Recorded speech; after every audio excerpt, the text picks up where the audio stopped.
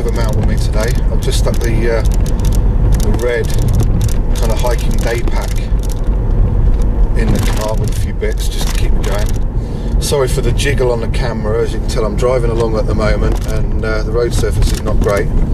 I've got about 5 or 10 minute drive to where I used to live, and as much as possible I'm not going to give away location names and all that kind of business, but I will try and give you local nicknames for some of the woods that I'm going to take you to. So I've got about 5 or 6 minutes. This is going to probably turn into a relatively long video. I'm going to edit some bits out and try and keep it down as much as I can, but I want to take you along for journeys. So I wanted to expand on that Meet the Bushcrafter series a little bit, show you some of the places that I used to frequent. I suppose I'm lucky enough to still live in the same area, so I know all the local woods that I used to go to and all that sort of business. And it's one of the reasons why I very rarely, when I go out, ever take a compass.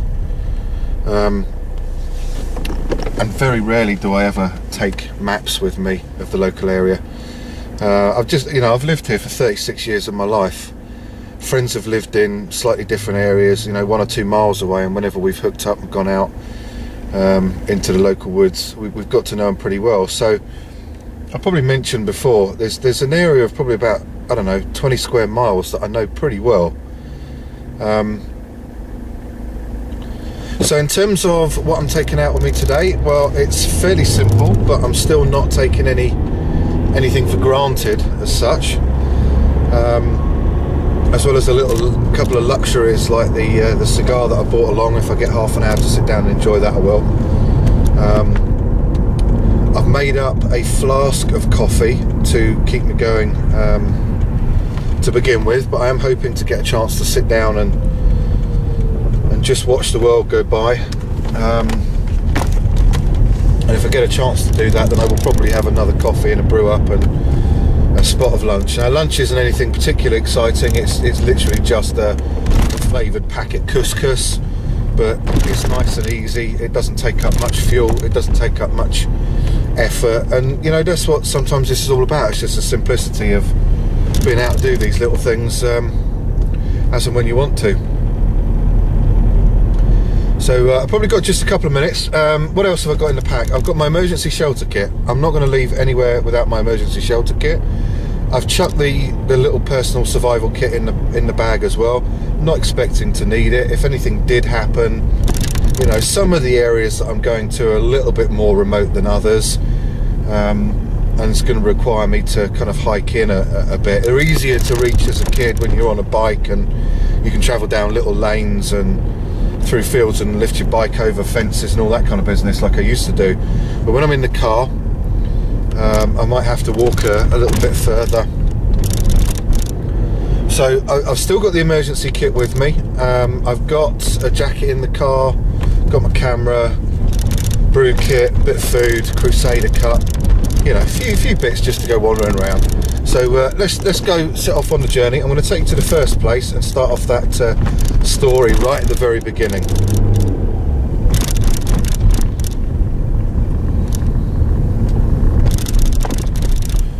Right, so this is our first stop,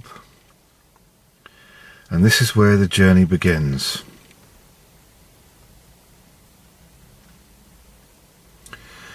I can't explain to you just quite how many memories this brings back, just being here right now. It's changed a bit, but not so much that I don't recognise an awful lot of this road, and it's quite incredible really when you think about it.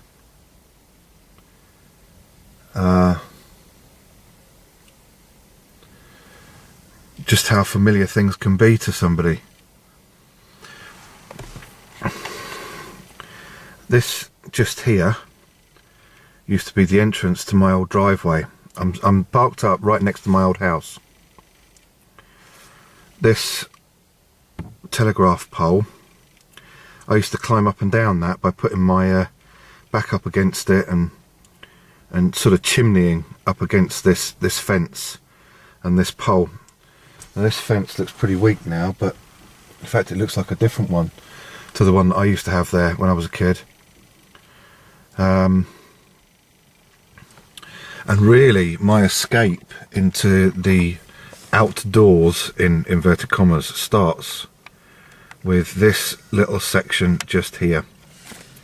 It looks pretty plain, it looks pretty ordinary, but that is the hedge that me and my mate Rob, and I'm just going to pan up to the sky because you can see a red kite flying around.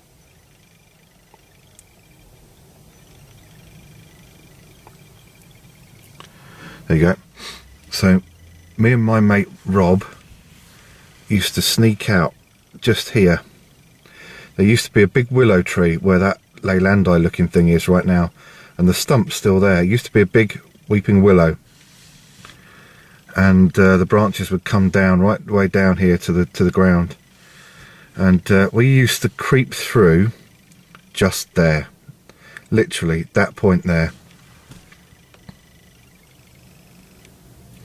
Obviously the willow's gone now, which is a real shame, and the hedge looks as if it's grown through quite a bit. But that's the bit we used to sneak through. So I'm just going to turn the camera off. I'm going to drive around the corner and I'm going to go and have a look at it, and I'll get back to you then. So there's the street lamp you saw from the other side, and that is exactly where we used to come out. It looks like it's a bit thick and brambly now, but the really funny thing is, if I zoom in a bit, you see that orange plastic football? That's just where we used to get our excuse me. That's just where we used to get our football stuck when we used to play down the road. I think this is going to be one heck of a trip round for me. This is going to be one heck of a trip down memory lane. So that's where we used to come out, and if I just show you down there, we used to run all the way down this little bit, me and Rob, and just here is the entrance to the golf club. I'm going to try and find somewhere to park, and that's where we used to run in. Now that bit there is not particularly not really a thickly wooded area,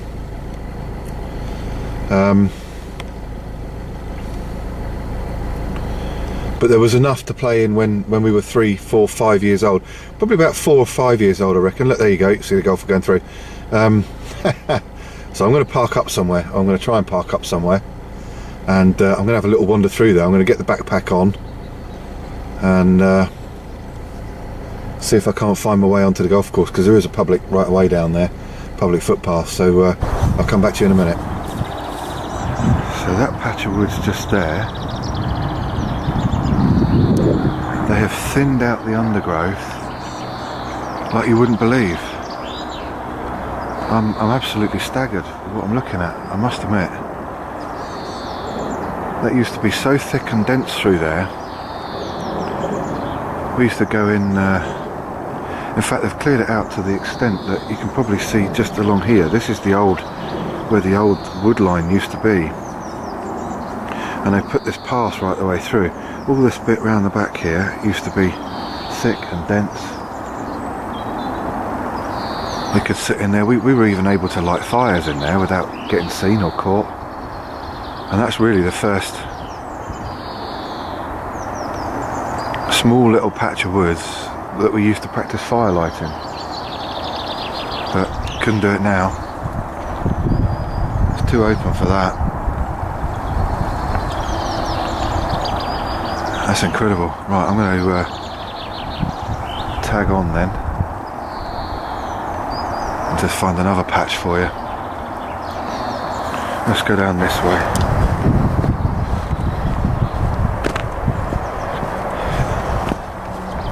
I'm looking around this course, and I used to be a member here as a kid. This was my home course. Oh my lord.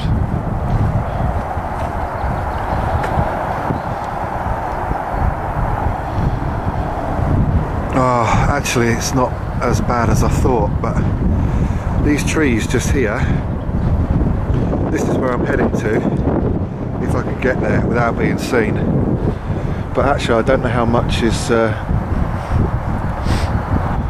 of it is still open. I'm going to keep going, and hopefully I'll turn the camera on in a minute. Once I've been able to get round, just round this side, I'll turn the camera on, trying to make my way into the more sort of denser stuff just around here, and I'll bring it back. Oh man alive.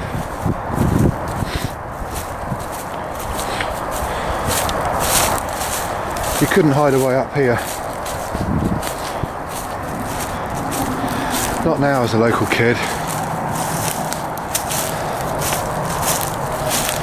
I'm just trying to get into the thicker stuff.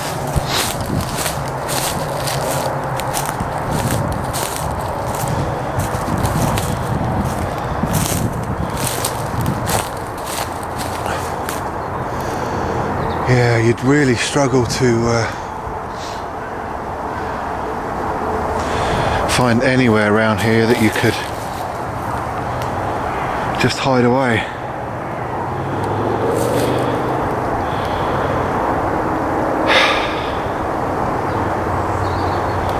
It's actually a bit upsetting in a way.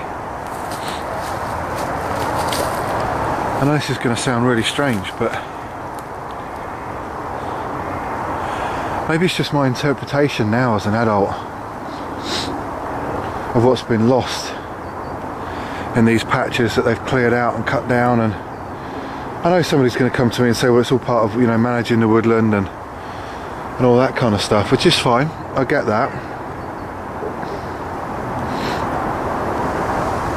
But for the local kids that used to sneak on here, I mean, you just couldn't do it. You just couldn't do it.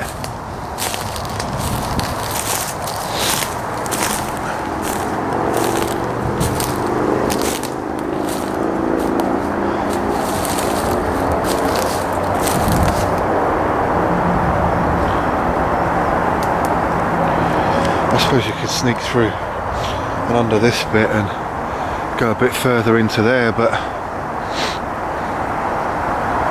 yeah. Oh well, everything changes. I'm going to go back the way I came now. There's one more bit I'm going to take you to on this golf course that we used to go to quite regularly, and actually it's the place that I first made my very first den. The first camp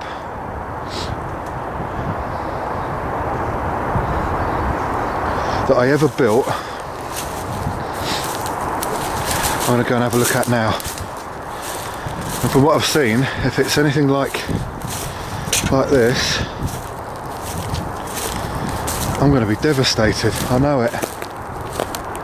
In fact, I know it just by looking over there. It's in this bit here. And I can see from here that it's so open, it's incredible. But I'm going to have a wander up there anyway, take a look.